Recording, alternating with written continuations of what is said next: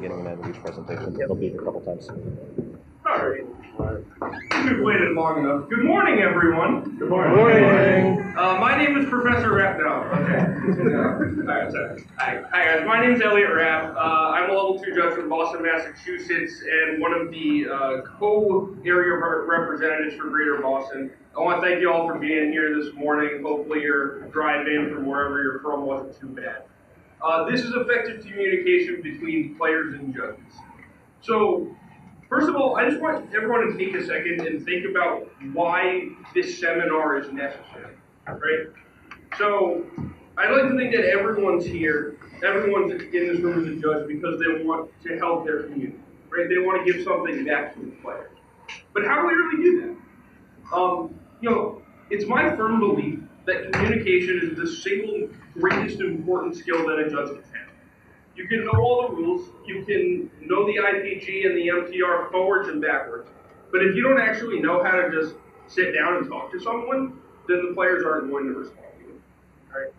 So today we're going to cover a wide range of topics. This is going to be really I'm going to want a lot of audience participation because this is about your stories and how we can help everyone and apparently those of you at home because this presentation is being streamed. Something that I found out like 5 minutes ago. Hi, Internet. And how we can help everyone really hone in on how to make players' experiences better, because really that's what this is about. I apologize if I have to run back to check my notes at the podium. That's just an unfortunate thing of how the room is laid out. But first of all, I want to hear from you guys. I want to hear, just take a moment, think of either an example of a time where you heard or saw a judge handle a situation really well through communication, or something that may have gone a little wonky and something that could have been improved on. Take a second, and then I'd like to hear some examples of scenarios. When you do talk, just make sure you lead with your name and where you're from, okay? So I can lead off with one. So let's say someone is at your LGS for the first time, right? They might be new to Magic, they might not know necessarily what's going on, but they've come in for Friday Night Magic, and they want to draft. A lot of stores assume that, players will know what to do when they show up to your event. What's just one very simple thing that you can do when you're sitting players down to draft that'll help them? Has everyone here drafted before? It's something that we ask all the time at larger events. If you've ever been on a Grand Prix or an SCG Open and you've run a side event, it's something that we ask there, but not necessarily at our own F events. And there's kind of a reason for that. We assume that our local players are going to be able to, come in and know what they're doing. But, you don't want the smart alecky guy at every GP who goes like, oh yeah, I haven't never drafted. Yes, you have. But seriously, it's just something like that can make newer players feel low.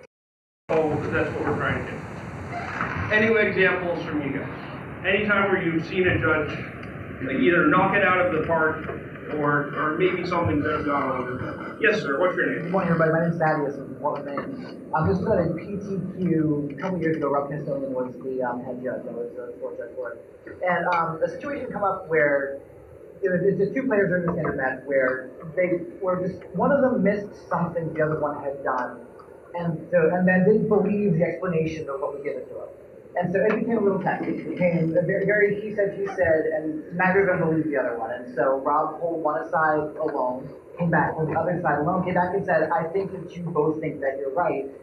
And they didn't like that, but Rob was able to really just sit there, be the authoritative figure, and say, this is the way that things are going to happen now. I know that you guys don't like each other in this moment, but we have to continue playing the game. We have to continue to be good sports about it. And I think that you both think that you're right, and we're just going to treat it that way. And it was a really well-sustained place. Yeah, that's going to happen a lot. Situations where both players in any given situation think they're correct. And, that could be very difficult. But if you don't take a second and really think about what you're going to say and how you're going to say it, then the players might not respond to you as the authority figure in a contentious situation. Anyone else? Yes? Hi, I'm Abby. I'm from New York. This is a while ago before just at a PBCQ, but player, we had given her cautions the entire day and slow play warnings.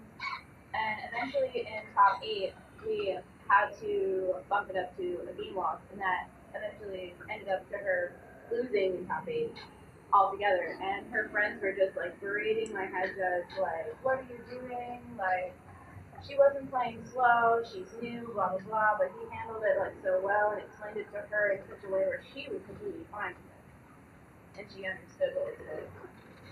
Yeah, that's great. Especially like in those situations where a player feels like they're being punished or doesn't understand what's happening, it's really important that we take a second and really think about how we can explain this to players who may not be in the best team. I saw a few more hands. Yes? I'm Arnie, I'm from Air Massachusetts, and I've got a bad example. Alright. Sorry, just a general note. We're going to refrain from using bad for the purposes of the situation that could use it. Yeah, I was judging a pre-release, and there were two fairly experienced players, and there was a dispute over life total. One that would appear on the output. And I looked at it, and it was pretty obvious what the stakes was, but because they were experienced players, I was still a little nervous. So I asked one of them, "What do you think I should do in this situation?" And in doing so, I basically took all of my judge's authority and kind of dropped it in one of the players' laps, in a way that just immediately undermined my authority. Yeah, and that situation can be really difficult, especially, when the players are experienced, they know what's going on, but you have to remember that you're still the judge, you're the one there to resolve any kind of dispute. All right, one more before we move on. Yes? So, I'm Ashley. I'm from Central Jersey, and so this was a while back, I was doing simple Friday Night Magic, and a lot of things were going on, especially before the introduction of the player, that the entire community came together to help them put together strategies, and that was really touching. But elsewhere, at the end of the match in the first round, I told players they were on time. One of the more experienced players just didn't like that, and instantly went from 0 to 100, and that was the turn one. And while I had been busy with the new player, and we signed them a 10-minute match extension because they're putting things together, they're on themselves, and so on and so forth. Unbeknownst to me, the TO authorized a 5-minute for this player, and I didn't ask the right questions to find that out. And when I brought the TO to help with the situation, that's when I found out what was happening. So if I was able to ask the right questions, or was able to better communicate with the TO without expectations and how we should help things to each other, that situation that kind of happened. Yeah, I mean, that's a great example of just how you need to be talking to everyone who's involved in your event. It may be that you're, head judging a GPT or a PPTQ with another floor judge, but if you're not talking to each other and be like, oh, this table is kind of a long extension, and you go over and call time, then understandably that player is going to be very confused as to what's happening, right? So it's really just about talking. But it's not all about talking to people, right? So I want everyone in this group to wrap their head around the fact that communication is not just what comes out of your mouth, right? It's about how you present yourself. So like right now, if I were to be presenting and I was up in front of this lecture hall like this, what does this say about me? Closed off. Anything else? Oh, I'm gonna get DQ'd. Sorry? I'm gonna get DQ'd. I'm gonna get DQ'd. Stern. Yeah, this is an image, if I'm looking over a table like this, these players are gonna be scared out of their gourd, right? And I'm not necessarily a scary guy, but if you have a judge, anyone in a black shirt, an authority figure looking at you like they're not having a good time, like what does that say to the player? So you really want to think about how you're presenting yourself, even when you're not even when you think you're not interacting with players at all. If I walk around like this, I'm more open, I'm approachable. Hey, come tell me about your last match. I want to hear about it. Or you can come to me with your situation. If I'm feet shoulder with a card, this is an open judge. This is a smiling judge, a happy judge. And if you're smiling, then your players are going to be smiling. It doesn't matter how badly they just lost their last match. You can help them through that simply by being a welcoming presence for them. And that's something that like we as a community really need to work on, is this dispelling of the idea of a judge as like this rules robot, right? Because that's what the majority of players think we are. And that's a misconception. Because we're not there to tell players that they're wrong. We're not there to give them a game loss or a penalty. We're there to help. But if you're, closed off and showing players that, what's your situation? What is it? No. We want to be open. We want to show players. We want to smile. We want to improve players' days, because if the players are happy, then we're going to be happy. Right? No one likes it if if we're in a tense situation at a PBQ or something like that. It's tense enough already. You don't need to add to it, right? All right. So let's say there's a judge call on that side of the room. Ethan, can you have a judge call for me? Just raise your hand, call for judge. Judge. All right, what's the first thing I should be doing if I'm over here and there's not another judge already taking the call? Take the call. Sorry? Just saying, Well, let's pretend it's a larger event. There's several rows away. They can't really hear me. Abby. Pointing and walking. Pointing and walking. Yes, exactly. So if Ethan's looking around for a judge and he's all the way over there, and my hand shoots up, and I go, hey, that's the first thing it says, hey, I'm here to help you. I'm coming. Don't worry about it. I got it. Because, I don't know how many of people in here remember Judge as a larger event. Hopefully, you might at some point if you haven't or you're working towards that. But it can be really difficult to get a judge to the correct area on time just because, the level of noise in the room or inadequate floor coverage, any number of things. You raise your hand, point. Hey, I haven't spoken a word, but I've communicated with Ethan that I'm coming to help. How about once you get to the table? Hey, what do you think is the first thing you should do once you get to the table? Yes. Get down on their level. Get down on their level. What's your name? Skyler. Skylar. Yes, exactly. Try to get down on their level. Matt, how can I help you? Exactly. Hey guys, how can I help you? Which is, another thing that's so simple. It's just like, hey, how can I help you? Because that says to the player, I'm literally here to help you, right?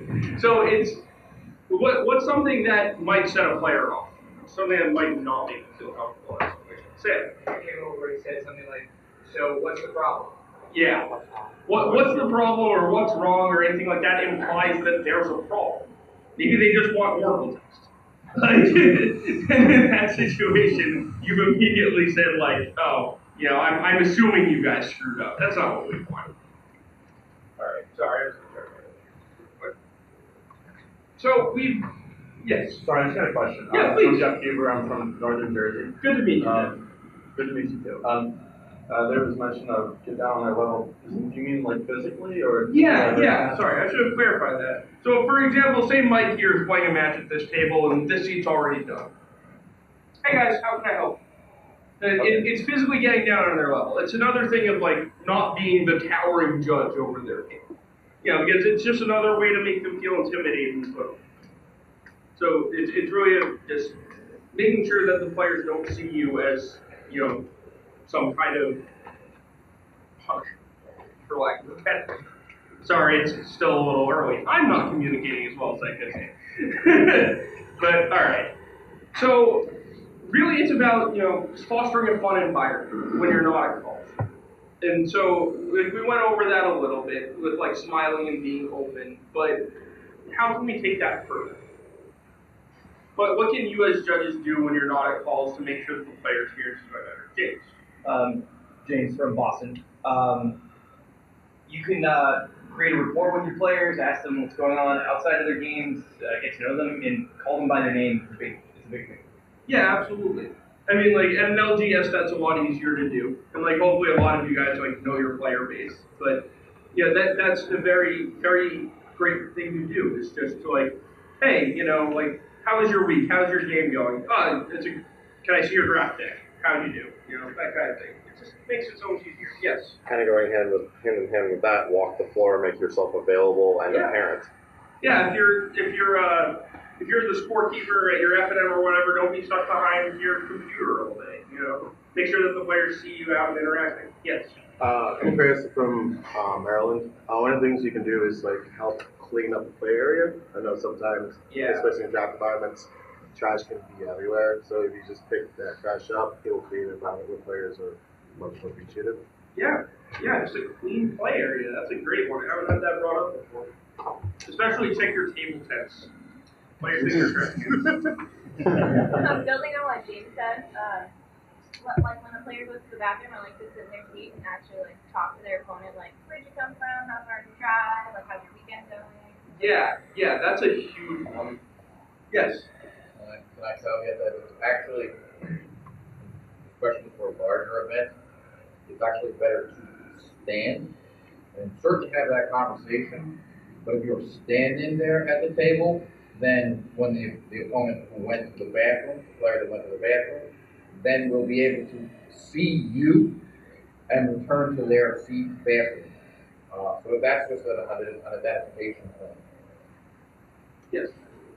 At larger tournaments, if I see players that I have some sort of familiarity with, local players, when I talk to bigger events, as the day goes on, I ask them if they just stay hydrated, because they're there all day too. Yeah, that's a very good one. Yes. I find it important, and going back to your rules or what it is, have emotions. You laugh at funny things. Like the players will come up and say, look what I did with this Boros record. You're like, that's awesome. Like, that's cool. Yeah, exactly. If the player's excited, you want them excited. They're there to have fun. So going off of that just a little bit is like, even if you take a contentious judge call with someone, like, they might be kind of mad, especially if you ruled against them, that might happen. Just follow up with them throughout the day. Make a point of like, if you see them around the hall, being like, hey, I know that thing kind of sucked earlier, how's the rest of your day? Just enforce this idea that judges actually care about the players, because we really do. And not a whole lot of players get that. So, sorry, I just need to... This. All right, so let's say you get to a table and they have a rules question for you and you're not 100% sure on the answer. They will tell me what to do there. Let's assume you're at a larger event and you're not 100% sure on what the answer is. Yes? One of the things I used to do when I'm unsure of the answer, the answer is, I tell players, hey, I'm going to grab another judge to confirm his ruling. I'll come back. And so that way I have time for me to go to the judge, say what I want to say, and then come back to the player so that way I can say in an effective manner so that it won't seconds. Yeah, that is a fantastic tool that hopefully you'll have at your disposal, which is, hey, I'm going to take the time to make sure that this ruling is correct. I'm going to go confirm with another. That first one is not necessarily something you always want to say to the players, but it's what you're saying through your action, right? Players want to correct. They don't care about how quick it is, right? If they're sitting there for a few extra minutes, that's okay. That's why we have time extensions. They're getting that time back anyway. Take the time to make sure that the call is correct. If you're at your LGS and you're like pretty sure of what this card does, or with the ruling or whatever, just give yourself a minute, pick up the relevant card and read it. You don't even really have to be reading it, but it shows the players that you're engaged, right? So, like, for example, in recent standard, they want to know if a Jace gets exiled when it gets killed when there's an NFNs on the other side of the battlefield. You might know the answer, you're sure you know the answer, but you just need a second to make sure and run through your thought process. Pick the card up, just put it back down, okay, this is your answer. It's really about taking the time to process what you're going to say, and then delivering that ruling confidently. So, jumping off that, yeah, sorry. No, don't forget there's also like SOS Slack if you need it. Yes, that's excellent. So who here is on the Northeast Judges Slack? For those of you who don't know what the Slack is, I'm doing Dan Collins' and Brian Harris work for them. Slack is a fantastic new web application in our region that allows judges to chat and communicate outside of events. So it's kind of like Facebook Messenger or something, but there's a whole bunch of us in there. The web address for that is northeastjudges.slack.com. You want to make sure to write that down. I hope I see you in there after this. It's a great resource for you. Yes. Northeast spelled out. Yes, Northeast spelled out the word judges.slack.com. And Slack has native Android apps, iPhone apps. Yeah, it's fantastic. There's all kinds of different channels, one of which Abby conveniently mentioned is an SOS channel, which can be used, a bunch of us have notifications on our phone or whatever that'll notify us when messages are sent in that channel. So we can hop on and help you with whatever issue you're having, which is really useful. I've used it myself a few times. It's okay, seriously. Ask for help. It's great. Yes? What's the best way to consult Google about your problem when you're talking to a player? I would step away from the table, first off. What do you tell them? I'm going to double check my rules, or something to that effect. Because again, players want the correct rule. They don't necessarily care that if you have it, off the top of your head. Although if you do, that's great. But it's not completely necessary.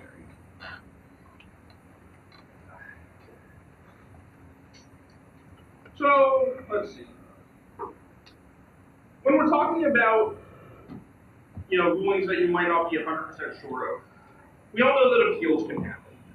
But what do we think is something that you might say that's more likely to lead to you having to get the head judge than not? Yes. I'm pretty sure. I'm pretty sure. I think it works like, that's not something players want to hear.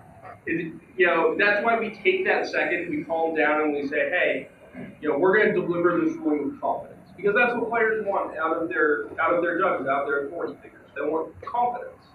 And that's something that you all have. You all have an abundance of rules knowledge, of policy knowledge. You all are very, very smart people. And if you take the time and actually deliver that ruling with the knowledge that you know that you have, it'll do wonders for you. However, occasionally we're going to have to get into some more contentious situations. We're going to have to, issue penalties or hard rulings at some point. And, that can really make or break a player's day. Is how you handle that situation. Let's say that a player's playing and they commit a game rule violation or something of that nature. So, just for sake of argument, I'm going to pretend that I'm answering a call at Mike's table. Yeah, right here. I'm not going to do the whole Gaumel thing just for the screen's sake.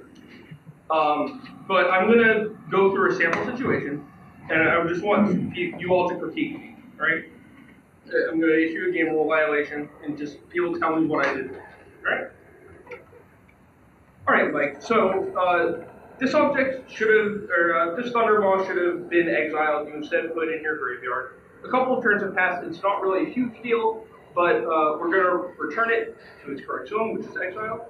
I'm going to issue you a warning for game rule violation. It's not really a huge deal. Just make sure it doesn't happen again. All right. All right. So anyone want to tell me something that I might have done a little better? Yes, Sam. I always try to avoid saying, I'm going to issue you or I'm going to give you this penalty. The rules are giving you the penalty.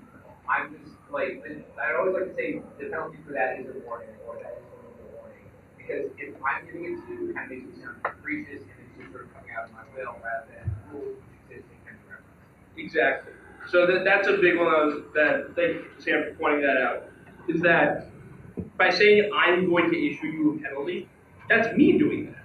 That's not the rules doing that. That's not policy doing that. That's my decision, and I'm choosing to penalize you. I don't want to penalize you. But by my saying that, I'm just putting the onus on me instead of policy. Yes? Another thing that I generally avoid doing when I'm issuing rulings like that is it's not a big deal compliments. It is a big deal because I always decline to play for players. So just avoiding uses of words like that can really turn the player negatively. So. Yeah, that's one of those where you want to be careful because I find saying if a player is new to competitive and is receiving a warning, a lot of them are going to think that's a pretty big deal. In the scheme of things, it's really not. So you want to use that at your discretion. You want to make sure the player's calm. If they're stressed out, offer them to take a moment away from the table, go get some water. These are all options we have. Again, it's just making sure that players are having the best experience possible. Yes? This Connect New York City, you use language like should and cut off mid-sentence when you were describing games. Yep. Yeah, I in that scenario, I didn't really take a second to think about what I was going to say. And it made me seem a lot less confident, right? I didn't seem like I really knew what I was doing necessarily. Good pickup, Chris. So now that we've gotten through a whole lot of like the technical areas that we're discussing, I want to go back to this initial idea of good communication and communication that can be improved. Or any questions that you guys might have. So like scenarios that may have come up, questions about, what if X happens, like just shoot them out. I really want us to get a discussion going. I know it's kind of rough, I know I hate to keep referencing the room, but it is something that I just want to get a conversation for. Yes. So for the example you had where you were delivering food, I initially picked up that once you think about it, you separate explanation into what's happened, the fix, and then the very end, and the explanation that you have. For that last part, how would you phrase it coming from the rules, in opposition to just saying I'm efficient? That's a very good question. So what you want to try to say is something along the lines of, so this has happened, the penalty for that is this. So like for example, in that scenario, this is a game rule violation, you're going to hear the rule. So it's really about just infraction and penalty, but making sure that your personal state is out. You don't have it. You're just there to answer this. Anyone else? Yep. I think it's important that every tournament we, like, for the staff of what you're going to be on that day, to everyone introduce themselves. So that way, especially at larger events, when you may not know everyone on your staff, when you need to get something, it would be a lot easier as opposed to, what's that guy's name? What's that girl's name? Just be like, hey, so-and-so. So, it just helps out, like, later on in the day. Yeah, absolutely. Yeah, especially if you're ever running an event where there's multiple judges, you want to make sure that you're comfortable interacting with each other as much as possible. I may be working an event with someone who I just met that morning and I have no idea who they are. But, even taking the time, if you have time during the day, to sit down, find out something about them, it's the same with players. We want to make sure that we're comfortable working with each other as well as answering calls. Because if I'm nervous being around another judge, then the players are going to sense that. I'm not going to probably perform as well as I could have. I'm not going to be very relaxed. But, it's about fostering that environment of like a fun tournament, because we're here to have fun. We're playing Magic. What could be better, right? So, anyone else? Example of something that was done well or could be. Or just questions about anything that has been brought up so far? Yes. Can we talk tips and tricks for delivering rulings you don't want to but really have to? Such as like obvious deck list issues that have to be dealt with, but it's clear someone just made a dumb mistake and they already feel bad about it? Yeah, we can certainly do that. So, let's see. What's an example of, I suppose there's a classic example of the easiest penalty to avoid, right? So that'd be registering your deck list. Players are going to miscount their deck list. They're going to, register the wrong card. That's just going to happen. For example, I was once judging a PPTQ where I was watching a match, and the player had a Crater Elemental in play. But on his deck list, he had written Crater's Claws. Very unfortunate. So, you have to stop the match. You notice something's going wrong. And for a deck list thing, it's a little easier as difficult rulings go, because you have physical proof that this is something that went wrong. But more often than not, you're going to want to pull the player away from the table if you can for situations like this. And say, hey, I know this sucks, but this is your deck list. You wrote this card and you meant this card. Unfortunately, what you wrote was still legal. This is a deck list problem. Probably that's a game loss, that kind of thing. So, really, for difficult rulings, it sucks. And we get that it sucks. No one wants to game loss anything. It's just not something that's enjoyable, right? For literally any situation. But at the end of the day, it's about educating the player. It's about knowing that, this was what was wrong. This is how to avoid it. Yes? So, I'll just stick with the deckless problems. That's actually why in our policy, we do not apply deckless problems that are discovered outside of the deck track until the next round. It actually makes that breaking a whole lot easier. You're not interrupting them in the middle of their match. You're not interrupting them. You're not prematurely ending their match, right? You find that you discover that deckless problem, and you come up with a player and you catch them in between rounds, and you can fix it. You just want to present it like, hey, listen, we have this problem. I'd like to fix it. You know, because of this problem, you will be receiving a game loss, right? Use causality, as Elliot has already said, to explain to the player, got this issue, and this is how we handle this issue, and but what we want to do specifically with deckless problems, again, that are discovered outside of the deck track, is that we apply them to the next round. And it makes this whole conversation a lot easier. Thanks for that, Nicola. I had actually, I was taking that scenario from before that policy change went into effect. So that's all. Yes, Chris. So after you pulled the player away from the table and you've given them the bad news, saying game loss, I find myself in an awkward situation when I return to the table and I have to inform the opponent of what's going on. And I find myself using essentially the same language, but I feel like I'm ignoring the player who I need penalty to. Like I'm saying to the opponent, your opponent is receiving a game loss. Those are all those words, but it feels awkward.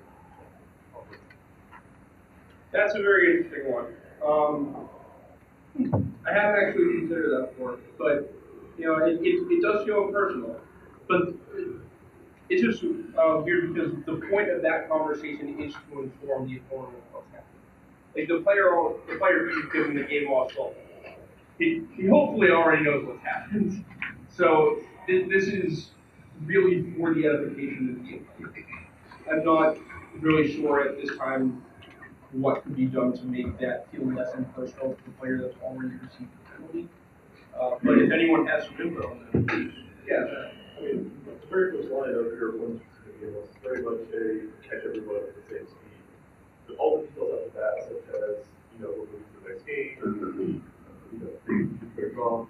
I don't say that to the person who received the game loss until they're at the table, so that first line is the only one I'm saying to them. Afterwards, it's to both of them. We're going to go to the next game, very wrong, game loss, and you go there. So you're talking to both of them from the very first line. I think it's, again, like, going back to using names, I think it's really important to, like, use people's first names, and I think that if you're able to, like, say, like, it's Josh, right? Yeah, Josh is going to be receiving a game loss in this one. You guys are going to be moving on to the next match, you know, like, or to the next game.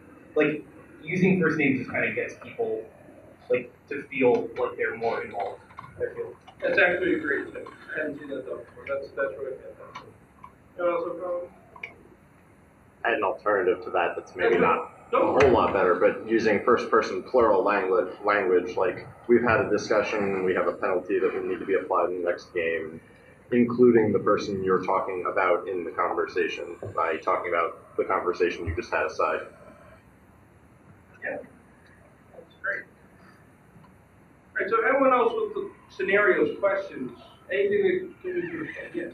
So like, if qualifying a player always feels bad, so how can you effectively communicate that without giving that feel bad?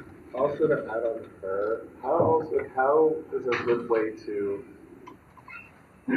is there in the MTR or IPG that has verbiage of assigning cues?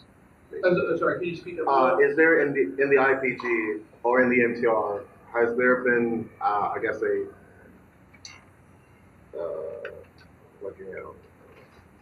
verbiage of how to assign cues, like stuff like that? All right, to answer your question, no. There's not exact language that exists for disqualifying a player because every situation is going to be different. And there are many articles online. Kevin Dupre in particular has a few great ones that can let you know some more tips and tricks on how to handle that situation. But I'll get into it also here. So disqualifying players sucks, right? It sucks for you because you don't want to remove players from your event unless you caught someone savagely cheating. And for the player, most of the time it's going to be for something that they didn't realize was going wrong, like improperly determining a winner, rolling a die, maybe I bet a pizza on this match, that kind of thing. And you laugh at that one, but that's happened. I could tell you a story about 4 players in a 2-headed giant in a side event game who all had to be disqualified for betting a pizza. This unfortunately does happen. Better been. Yeah, right. It must have been a very good pizza. No, but it's one of those things where, again, you just want to make sure that the player understands what went wrong and why it's wrong. Because the vast majority of the time it's going to be like, well, why can't I roll a die? It's someone's getting a match result. I don't understand why I can't do this. I'm getting disqualified. I didn't even know I could get disqualified for doing something wrong that I didn't know was wrong. And unfortunately, that's one of the things where you don't have a choice. This doesn't require intent. And so, let's say a player rolled a die and the other player called a judge. Let's say, for sake of argument, that the other player knew enough to call a judge. It's just stressing that you empathize with them. You understand why they're angry, why they might be upset, and it's just getting them to this place where they understand why this can't happen. Let's say a player rolled a die. I understand that you didn't know you couldn't do this. Unfortunately, it's very clear that you can't have magic be gambling. And that's something that players can understand, is that this thing can't be gambling. And because of that, we have to disqualify you, and this is what happens from there. So it's really just understanding, is making sure that you're effectively communicating to the player why this can't happen. If it's for something that you are pretty sure that the player did something like cheating, even if the player is 100% convinced or is a very good actor and is trying to convince you that they didn't cheat, I am reasonably certain that you cheated. I have a duty to uphold the integrity of my event, and I have to remove it. In disqualifications, it's very different from a normal penalty because it's up to you. Unless they've rolled a die or wagered or something very concrete, it's going to be you disqualifying this player because there's not a specific guideline yet where you really do have to trust your gut. And if you would like to know more about disqualifying players, I recommend you attend Nicola Di Pasquale's next session on investigations directly following this one if you haven't signed up already.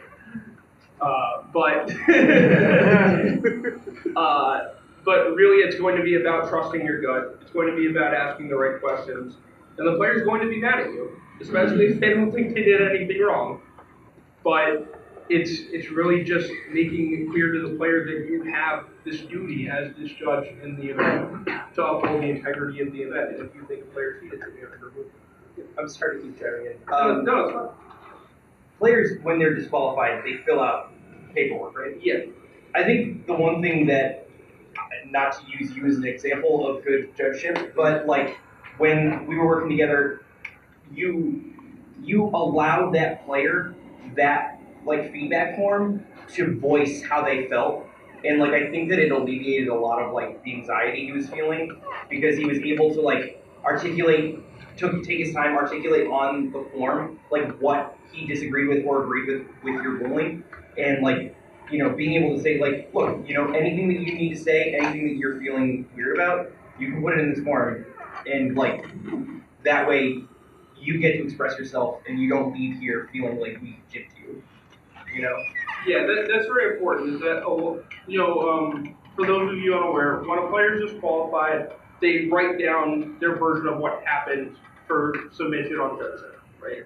So we can submit to the investigation committee. Something that a lot of players don't realize is that this is their opportunity to defend themselves, right? It's beyond the decision of already trying to defend themselves during the course of the investigation. It's really, this is about you saying your side. And a lot of players are just angry and they don't realize that, but let them calm down. Let them go get a drink of water, have them come back, encourage them to fill out this statement because it really is important. And then see where it goes from there. Yes? So, for, I guess back to like you doing something that you're rolling a die, what if you do them and then maybe you're doing it in the store and then the CEO comes up to you and says, I don't want to lose a customer and I think if I lose one, it's going to be not qualifying because they're how do you deal with that situation? It's an unfortunate situation, first of all. I unfortunately have had that happen before. I'm going to be very careful about advocating any one position because this really is your judgment. What I did in that situation is I showed the TO, who I happen to have a relationship with, which helped. Because, this may not be the case with everyone. You may be working at like a PPQ at a neutral site that you've never been to before and have to disqualify someone. But it's really that I'm sorry you lost a customer, but I'm here to do my job. This is what the rules say I have to do. If you have a problem with that, then I can do it. Because really, that's the only way that a tournament organizer can override your authority according to the OPR is actually remove you as that. So, hopefully that doesn't have to happen, but if it does. Yeah. Without necessarily having to get confrontational, one thing you could do is familiarize yourself with alternatives they can use for handling the situation after the person's disqualified to help, make them feel better about it. Like, I don't know, maybe giving them like a coupon for re-entry to another event or something. Right. Yeah, explore customer service options, definitely. That is something you should certainly do. Been there, done that. Yeah. Are there any other questions? Any other? Running low on time, I just want to make sure everyone's heard. Tips and tricks that you might get comfortable with? Yeah. So on a related note to that last one, actually, I've had a situation where I made a wrong call towards the end of someone's event where they had already had a bad day because they started off with a deck list issue that I had to give them a game loss for, and they were sharpshooting from or gunslinging from the very get-go, and their bad day went to worse when I made a bad call that ended their game. And they got perhaps reasonably salty about this, although the TO thought they were pretty unreasonable about it, and I couldn't do anything about the ruling I had already made wrong. I made them the apology that I felt I could. I gave the opportunity for them to give feedback. They did not concern themselves with that, and then immediately turned to the TO to say, hey, what are you going to do about this? What tips do you have for mitigating situations like that, where it is not necessarily the result of the player's actions, but of the judge's actions that someone's going full tilt? Unfortunately, mistakes happen. I'm sure we've all been in a situation where we've made an error or something like that. Talking to the TO, just in that situation, if they turn to the TO, talking to the TO before they respond to the player is something that I highly recommend. Is figuring out something that the TO could do for this player, customer service options. If it's about making sure at the end of the day, this player knows something went wrong, and that sucks, and that's our fault. But he can at least do something to make sure this day isn't completely lost. If there are any number of things you can suggest, maybe it's a coupon for a free draft, or a couple booster packs, or any number of things. But just something that makes sure that this player isn't leaving feeling angry towards everything, because that certainly can happen. We all go on tilt. It's very natural, and when it's not our fault necessarily, it just gets worse. So we just want to make sure that this player's leaving with as little animosity as possible. Yes. I used to at a local event. I was a floor judge, and it was a local store, 20, 30 people, like a lot of players play at the store quite often. The head judge, basically we had an issue where a player who plays there quite often was playing somebody. His opponent drew his opening hand, called the judge, said, hey, I have sideboard cards in my hand. So I took the call.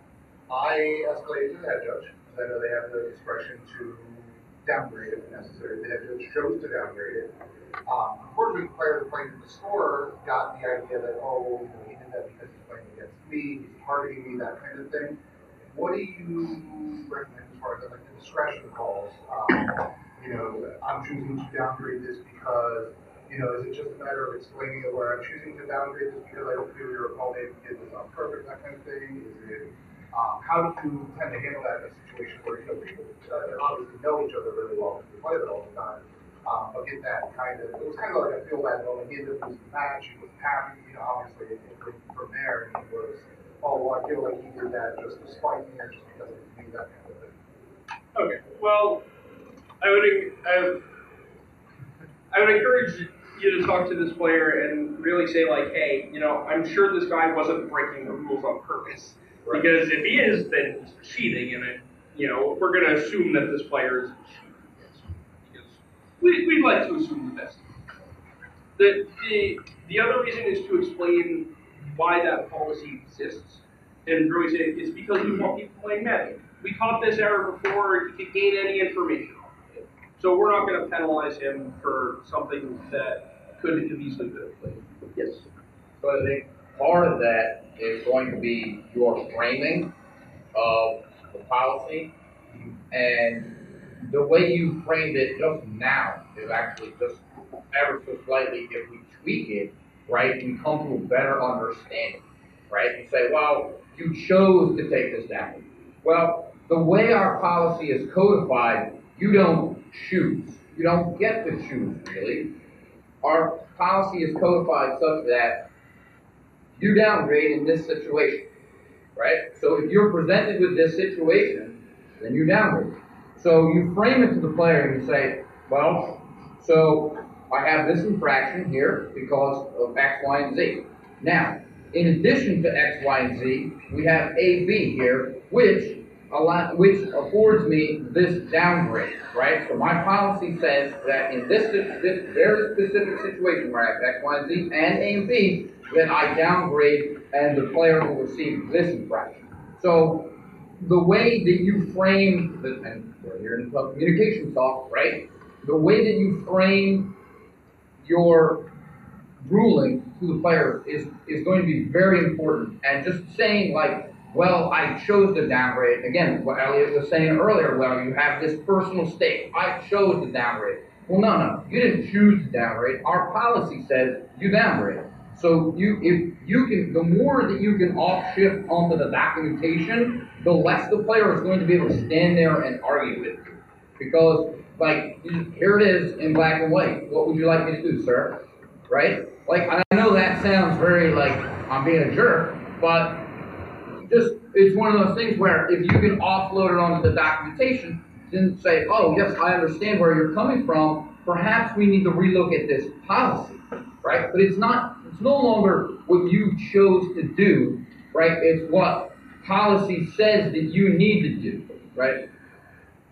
Okay, thanks very much for that. All right, so we are just about out of time.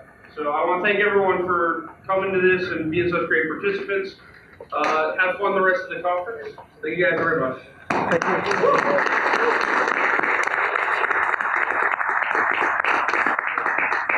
It is 9:52 the next conference. The next seminar will start at 10 a.m.